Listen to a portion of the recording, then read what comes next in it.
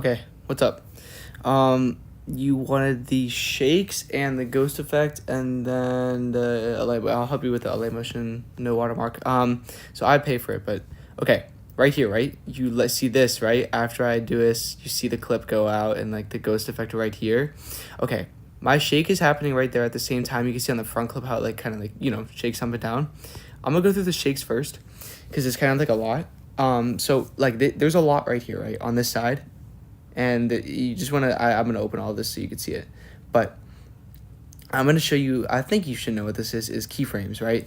And if you see at the like kind of like left side, there's a little like diamond shaped over there with a plus. That's a keyframe. You can set one. So I set one right here, right, for the exposure and gamma I'm looking at right now. You have to click exposure on the name to make sure it's like kind of like blacked out like that, to make sure you're on it. Put a keyframe right as the frame starts for the new clip, and then you want to make another frame all the way at the end that is at 0. So it goes all the way down. Now, if you did that, you see the bar below the exposure number, you just see it going down as the clip goes on. Now, to make that faster, it's going to be like kind of even throughout your video whenever you do this. But whenever you click this, below the diamond, here is a graph, right? And maybe you know this, maybe you don't, but here's a graph. So what you want to do is you want to go here and make it whatever you want and make it as fast as you want, and you could play around this, but whenever you want to do this, you want to have the exposure leave faster so it doesn't like stay super bright as long. And I make mine fast, so as the video goes on, the exposure goes down quicker than like right here. Look, see, it's already like 0.7. It's already ending. It's 0 already. So that's the exposure. Sharpen, just put sharpen on at 1. That's it. And if it's too sharpen, move it down. Never move the sharpen up. Because what you do for the color correction, it will make it way too sharp, because the color correction actually sharpens the video as well. Okay, next is the oscillate, which is my shake. Frequency, set a keyframe. You have to select frequency's name, and you set a keyframe at the start, right? And you make it 16,000 hertz, or 16 hertz, and you make it at the start, right? Do the same thing all the way to the end of the clip, right? And make it 0. Then you do a keyframe and make it fairly fast. Like you want to have like the left side here like all the way up, and then you want to have this like a fair bit amount like over here, close towards the top left edge as well, because you want to make it as fast as possible so it doesn't shake for too long.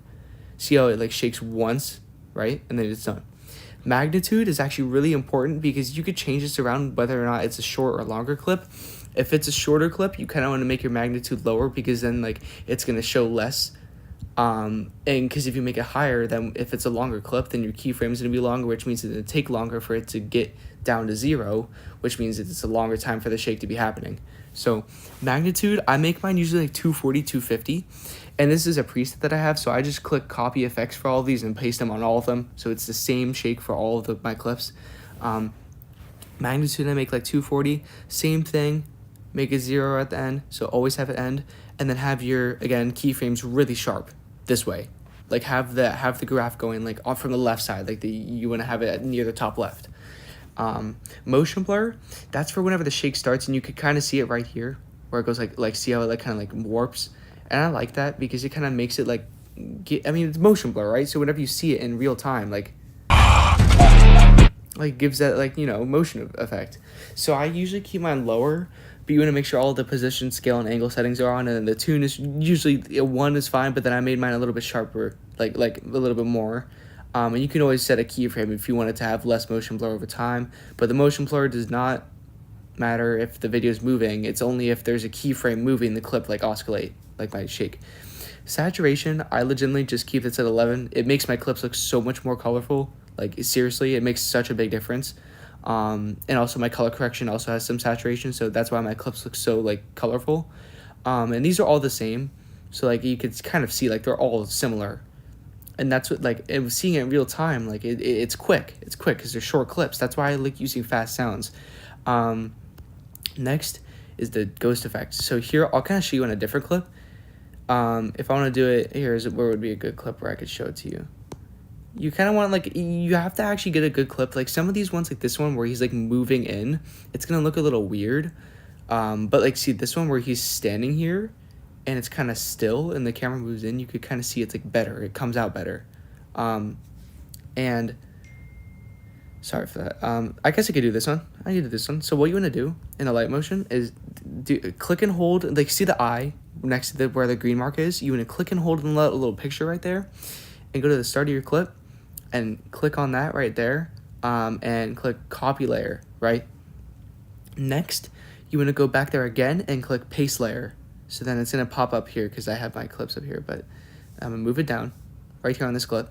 You can see there's 2 of the clips. You can't see the difference though because they're at the same frame. You have to make sure they're on the same frame, right? There's no difference. Then, I don't usually put my shake here, so it's going to look like it. Actually, I'll take my shakes off because you don't want anything on here, but you just want the regular clip. You just want the regular clip. So now it looks normal, right? And so what you want to do is first go to click the clip that you copied above it. You want to keep it above it, right? Go to blending and opacity and make it 50% already, 50% near there.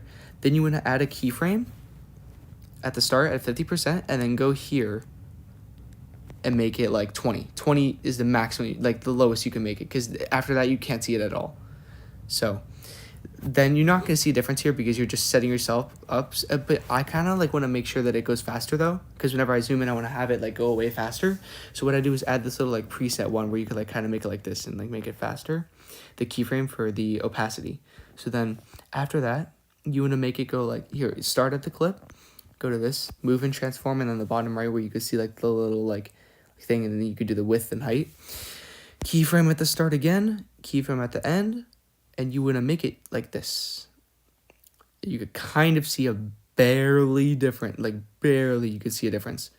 But you want to make sure you zoom in a lot, right? And you could kind of see here, it's moving it already, right? You could kind of see it.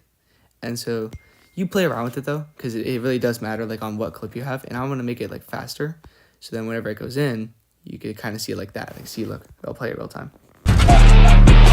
Yeah, like that. See how it like went in fast and then it slowed, and over time it got like less opaque, like the opacity got less, so then it looks cleaner, so it goes away over time.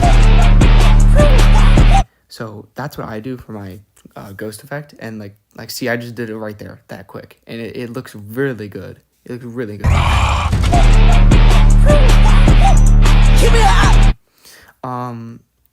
And that's it. I mean, my quality preset, I could always send you these. I could send you my quality, like these CCs. And then this is my logo, but not logo. I don't even know what it's called.